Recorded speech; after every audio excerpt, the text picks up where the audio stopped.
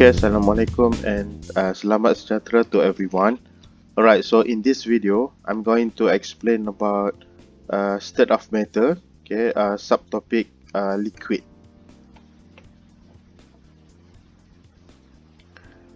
Alright, so this is the learning outcomes for our lesson in this video. So by the end of this session, you should be able to, the first one is to relate the properties of liquid to intermolecular forces, molecular arrangement, and molecular motion, explaining shape, volume, surface tension, viscosity, compressibility, and diffusion. The next learning outcomes is we are going to explain the vaporization and condensation processes based on kinetic molecular theory and intermolecular forces. Right. The next learning outcome is to define vapor pressure and boiling point. We are going also to explain the boiling process and illustrate the relationship between intermolecular forces and vapor pressure. And also the last one is to illustrate the relationship between vapor pressure and temperature. So this is vapor pressure to temperature, intermolecular forces and vapor pressure. Okay, so the first one, we look into the properties of liquid, ciri-ciri cecair.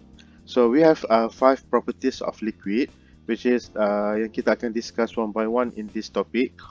Okay, iaitu the first one is compressibility, the next is surface tension, okay, C is viscosity, D is volume and shape, and E is diffusion. Compressibility is kebolehmampatan. Okay, so how we can compress the solution, the liquid. Okay, surface tension is tegangan permukaan, viscosity is kelikatan, volume and shape, okay, bentuk dan isi padu, and diffusion is resapan. The first properties of liquid is compressibility. So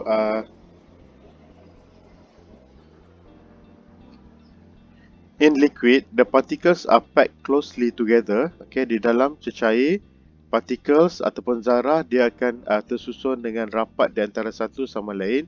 Thus, there is very little empty space. Okay, mempunyai ruang yang sangat limited.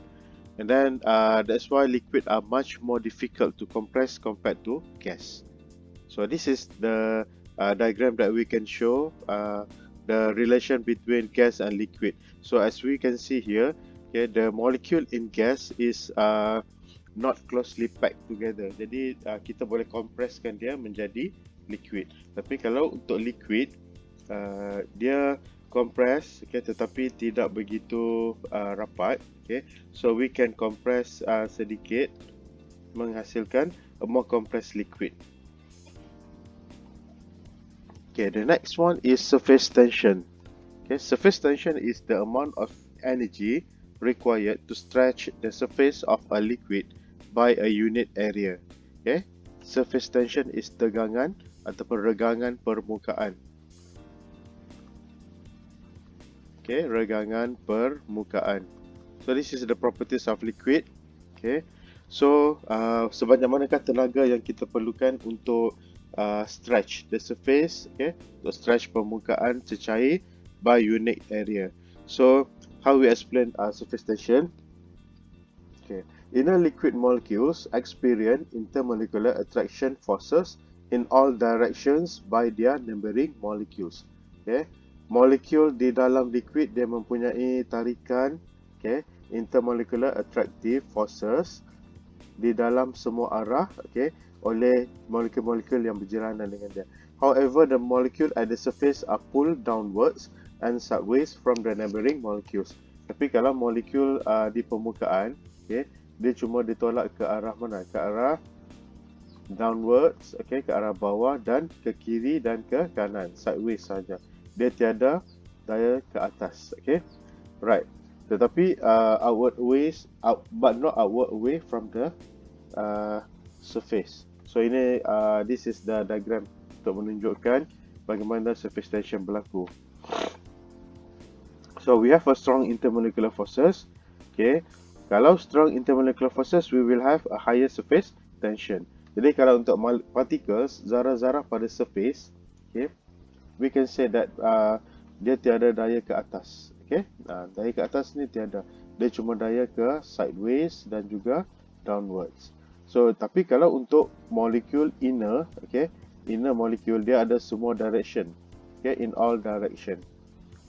So, this intermolecular attraction will pull the molecule into the liquid. Okay, dia akan pull the molecules ke dalam cecair and cause a surface to stretch and tighten.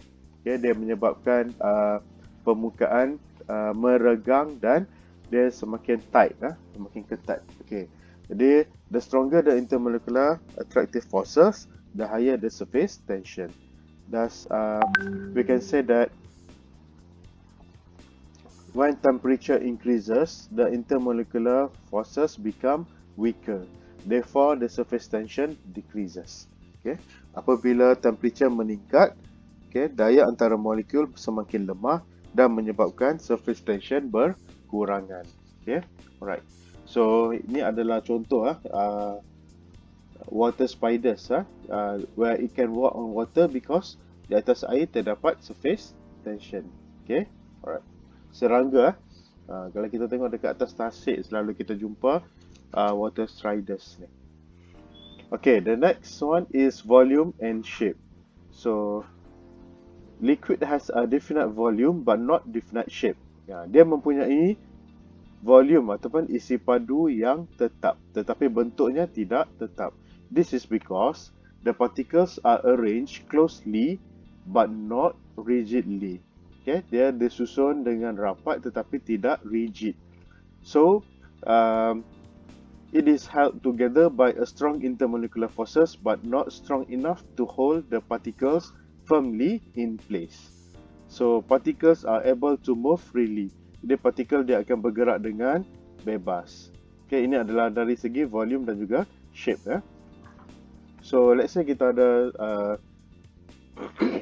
this container, okay, the container dalam bentuk rectangle di sini, okay. So kalau dalam bentuk rectangle dia mengikut bentuk rectangle. Kalau kita put di dalam bentuk cylinder, okay, bulat, the liquid will follow the shape of the container. Thus, a liquid flows to fit the shapes of its container and is confined to a certain volume. Tapi volume tidak berubah. If you put 100 ml in the square container, okay, this rectangle container, okay, it's still 100 ml. When we put di dalam apa ni? In the 100 ml container yang berbentuk silinder. Okay. The next one is viscosity. Okay, the term viscosity merujuk kepada tendency of liquid to resist flow. Okay, kecenderungan liquid untuk menahan aliran. So the higher the viscosity of a liquid, the slower its flow.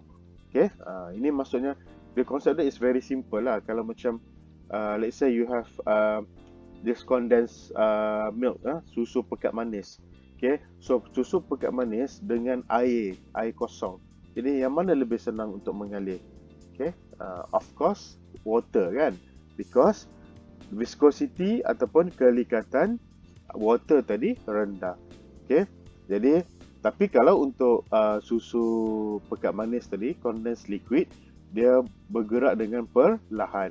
Okay, the slower the flow because the viscosity is high. Okay, right. So viscosity decreases as the temperature increases. So this one is common lah. Okay, kalau kita panaskan sesuatu, kelikatan dia akan berkurangan. Okay, temperature increase, viscosity will decrease. So the next one is molecular have a higher kinetic energy and moves faster. Okay, because at a higher temperature, dia akan mempunyai kinetic energy yang tinggi dan bergerak dengan lebih pantas. So, molecule can overcome the intermolecular forces more easily and resistance to flow decrease. Okay, jadi molekul dia akan boleh overcome the intermolecular forces dengan lebih mudah dan kecenderungan untuk dia mengalir akan berkurangan. Okay, so this is the example. Another example, kita pakai apa ni? So, saya ambil contoh tadi, susu kan? Okay, so this one is glue, glue and water. Alright, so This also depends on the size of molecules. The higher the molar mass, the more resistant their flow, the higher the viscosity of liquid. And then the strength of intermolecular forces between the molecules. So the stronger the intermolecular forces, the higher the viscosity. So ini adalah example of some common liquid at 20 degrees Celsius. Okay, so the value of this viscosity. So you can see from here, water mempunyai viscosity yang paling rendah lah. Okay. Not really. Ada acetone, benzene. Okay. Alright. This one the strong intermolecular forces, and this one mempunyai high viscosity. Okay. The next one is diffusion. Okay. Diffusion, okay, or in BM, okay, is resapan. Okay. Meresap. Okay. I think you learn this in biology too, resapan kan, osmotic pressure. Okay, diffusion rate of liquid is much lower than that of gas. This is because the molecule are closely packed. Okay, dia tersusun dengan lebih rapat. Okay, compared to gases. So it will have a lower kinetic energy than gases. Okay, sebab pergerakan dia lower. Okay, lower kinetic energy compared to gas. So it has a stronger intermolecular attractive forces between the molecule. Jadi dia akan tarikan dia lebih rapat. Okay. Alright, so itu adalah untuk resapan. Okay. Kita tengok kepada the next one is the process in liquid. Okay, proses-proses yang berlaku di dalam cecair. Okay. Alright, so the first one is vaporization. Okay, the next one is condensation. Okay, and then number 3 is boiling. Okay, so kita ada 3 proses yang kita akan explain di dalam liquid. Okay, vaporization, pengewapan. Okay, pengewapan, meaning that daripada liquid, okay, from liquid to vapor. Okay, condensation, from vapor dia tukar kepada liquid, vaporize. Okay, and then boiling from liquid to vapor also. Okay, so kita tengok. Okay, alright, so the process of vaporization, a process in which liquid particles with sufficient energy, okay, escape from the liquid surface and enter the gas phase. Okay, proses di mana, okay, zarah-zarah cecair with sufficient energy escape from the liquid surface and enter the gas phase. Okay, memasuki fasa gas. So ini adalah definition untuk vaporization. Okay, so dia berlaku di dalam keadaan mana? Okay, molecule in liquid is move quite freely. Okay, dia bergerak dengan hampir bebas. Jadi setiap molecule, each molecule possesses a different magnitude of kinetic energy, dan menyebabkan molecules have relatively high kinetic energy. Okay, some molecule will have relatively high kinetic energy. This molecule is in rapid motion, dalam keadaan yang bergerak dan dalam keadaan yang rawak. So it will collide with one another. Each collision involve the transfer of energy. Setiap pelanggaran tadi dia akan melibatkan pemindahan tenaga di antara molekul. Some molecules will have sufficient energy to overcome the attractive forces that bind them. The molecules loosen themselves and be evaporated off. Okay, so dia akan mempunyai tenaga yang mencukupi untuk mengatasi daya tarikan yang mengikat mereka. Okay, jadi molekul ini akan loosen themselves and evaporated off. Okay, dia akan terbebas. Jadi kadar vaporization, okay, the rate of vaporization actually dia depends kepada, okay, the first one is surface area, okay, luas permukaan. So the larger the surface area, the higher the chances for the molecules to escape from the surface. Okay, thus when surface area increases, evaporation rate increases. Jadi apabila surface area meningkat, okay, kadar evaporation juga akan increase. Okay, right. So ini adalah vaporization. Okay, temperature. As the temperature increases, the total number of molecule with high kinetic energy increases. Jadi, more molecule have enough energy to escape from the surface of the liquid, thus vaporization rate increases. Okay, so this one is common sense lah. Kalau kita ada liquid, and then di atas permukaan di sini, particles of liquid, bila dia gain kinetic energy, bila temperature increase, kinetic energy also increase. Jadi bila kinetic energy increase, dia akan mempunyai enough energy untuk escape sebagai vapor. So this one dalam keadaan liquid.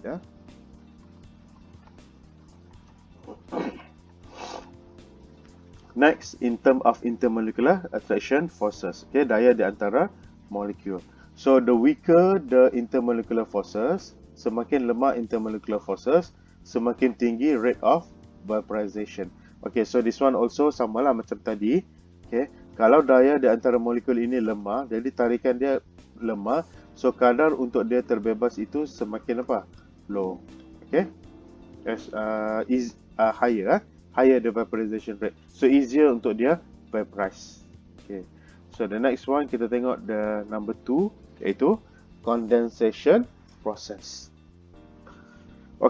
Condensation ataupun kondensasi in BM is a process by which a gas changes into liquid, bertukar semula kepada liquid.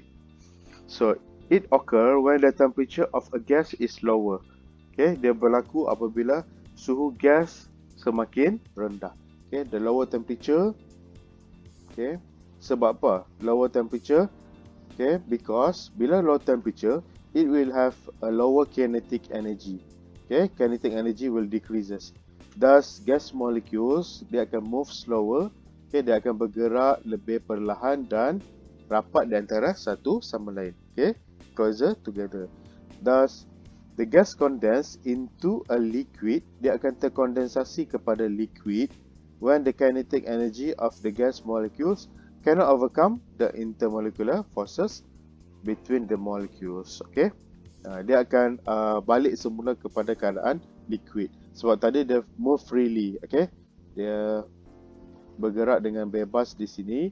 So bila kinetic energy dia turun, dia akan kembali dalam keadaan liquid.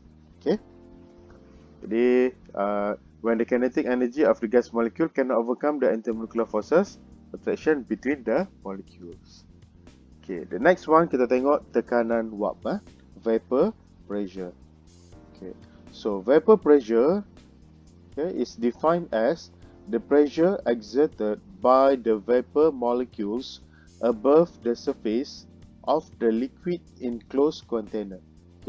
Tekanan yang dikenakan oleh molekul-molekul uap di atas permukaan, on the surface of the liquid in closed container. Jadi ini contoh, kita ada liquid. The example yang from this diagram, you have this liquid. This liquid, some of the liquid have already vaporized as a vapor. So bila dia bertukar kepada keadaan vapor, dia akan mengenakan pressure ke atas liquid. Jadi inilah yang dipanggil vapor pressure. Alright. So molecule escape from the surface of a liquid are referred as vapor molecules. Molekul yang terbebas daripada permukaan liquid, kita panggil dia sebagai vapor molecules. Di dalam open system, in an open system, vapor molecules will evaporate off and diffuse away. Jadi dia akan terbebas keluar lah kalau kita buka kan. Open container. Tapi kalau dalam closed container, the vapor molecules which leaves the surface, it cannot escape from the system. Dia tak boleh terbebas daripada sistem. Sebab dia sudah close, tertutup. They remain in the container dia akan kekal di dalam container and in contact with the surface of the liquid. These vapor molecules are in constant random motion and it will continually strike. Dia akan bersambung-sambung, dia akan membelasah, dia strike. Dia akan pukul the wall of the container, okay, and other vapor molecules. Jadi kita boleh tengok dekat sini, okay. Jadi kalau dekat sini kita ada vapor, jadi vapor ni dia akan strike, dia akan menghentam dinding dan juga molekul-molekul yang lain. Jadi the surface of the liquid juga dia akan exert the vapor pressure di sini. Every time the vapor molecules hit the wall of the container, pressure is exerted. Okay, so the konsep ini simple saja. Bila dia menghentam, okay, dia melanggar dinding sini, okay, pressure akan dikenakan. Jadi dia akan mempunyai tekanan dekat sini. Okay. Alright. So actually the concept of vapor pressure ni is very widely used lah zaman sekarang ni. Macam kalau kita nak guna contoh kan, kamu tengok mak kamu dia nak masak kan, dia gunakan dia gunakan pressure cooker, tekanan wap tu, periuk tekanan wap. So kita tutup. That's why pressure cooker dia akan seal tightly, dia seal kuat-kuat di sini. Okay, tutup dengan kuat. Bila dia panaskan, jadi masa yang kita ambil untuk masak sesuatu makanan, contohnya nak masak daging kan, lebih cepat. Sebab apa? Sebab kita ada tekanan wap. Tekanan inilah yang masak. Dia punya kinetic energy dia sangat tinggi. That's why the konsep ini kita gunakan dalam, dia boleh menjimatkan masa dan juga tenaga. Okay? Tenaga elektrik, gas boleh dijimatkan kalau kita gunakan pressure cooker. Okay. So kita pergi kepada the next one ialah boiling point. Takat didih. Okay, so definition for the boiling point. Boiling point is the temperature at which the vapor pressure of liquid is equal to the external atmospheric pressure. Okay, suhu di mana tekanan wap cecair bersamaan dengan tekanan atmosfera luaran. Okay, di kawasan sekeliling kita dia ada tekanan kan. Okay, kalau tekanan kita sekarang ni di atas bumi adalah 1 atm. Jadi water dia akan boil pada temperature 100 degree Celsius at 1 atm. Okay, tapi bila kita naik ke gunung, contoh kita naik gunung yang tinggi, sangat tinggi, kawasan pegunungan yang tinggi, so maybe dia punya pressure dah turun, drop to 0.8 atm. So the boiling temperature dia bukan lagi 100 degree Celsius. Okay, because vapor pressure dia mesti adalah mengikut tekanan atmosfera. Okay, atmospheric pressure. So what happen when boiling occurs? Okay, so semasa proses pendidihan, the change from liquid state to gaseous state occurs at the surface and the inner part of the liquid. Okay, dia berlaku pada permukaan dan juga bahagian dalaman liquid. Jadi bubble are seen during boiling. That's why kita boleh nampak macam berbuih kan semasa boiling. Temperature remain constant during the boiling process even though the heat is supplied. The boiling process occur at specific temperature dan juga pressure. So ini yang saya cakap tadi. Kalau untuk liquid water, it boils at 100 degree Celsius for 1 atm. So if we change the pressure, kan kita tukar lah, maksudnya kita pergi ke tempat lain. Tapi boleh juga we can change the pressure. Jadi dia akan boils at different temperature. Okay, right. Next one kita tengok the relationship, hubungan di antara intermolecular forces dan juga vapor pressure. So the stronger the intermolecular forces, okay, the stronger the intermolecular forces between the molecules, liquid molecules, the lower the temperature, lower the vapor pressure because the particles in the liquid are in constant motion. Okay, jadi sorry, this is not temperature, this is vapor pressure. Okay, lower vapor pressure. Jadi lower vapor pressure, okay, disebabkan apa? Okay, because intermolecular forces dia lebih kuat lah. Jadi bila dia tarik dengan lebih kuat, dia susah untuk lepaskan sebagai vapor. Jadi menyebabkan vapor pressure, tekanan wap menjadi rendah. Okay. Okay, so this is intermolecular and vapor pressure. Okay, we have a liquid with weak intermolecular forces. So it is volatile. Kalau intermolecular forces dia lemah, daya tarikan di antara molekul ini lemah, dia volatile. Volatile means mudah meruap. Okay, volatile liquid have higher vapor pressure. Okay, alright. So tengok di sini sebagai contoh kita ada intermolecular forces between dimethyl ether weaker than ethanol. Jadi daya tarikan di antara dimethyl ether lemah daripada ethanol. Jadi less energy is needed. Kurang tenaga diperlukan to overcome the weak intermolecular forces di dalam ether compared to ethanol. Therefore, ether is more volatile than ethanol and has higher vapor pressure. Okay, sebab apa? Because of the intermolecular forces. Okay, maksudnya dia easy untuk kalau dia intermolecular forces dia adalah kuat, okay, dia susah untuk meruap. Tapi kalau intermolecular forces dia weak, dia mudah untuk meruap.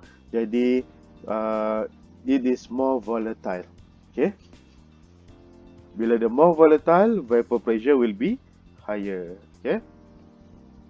The next one kita tengok relationship between vapor pressure and boiling point. At any given temperature, a liquid with higher boiling point will have a lower vapor pressure than a liquid with low boiling point. Okay, untuk pada sebarang suhu, liquid yang mempunyai temperature boiling point yang tinggi, dia mempunyai lower vapor pressure kalau kita bandingkan dengan liquid yang mempunyai low boiling point. Okay.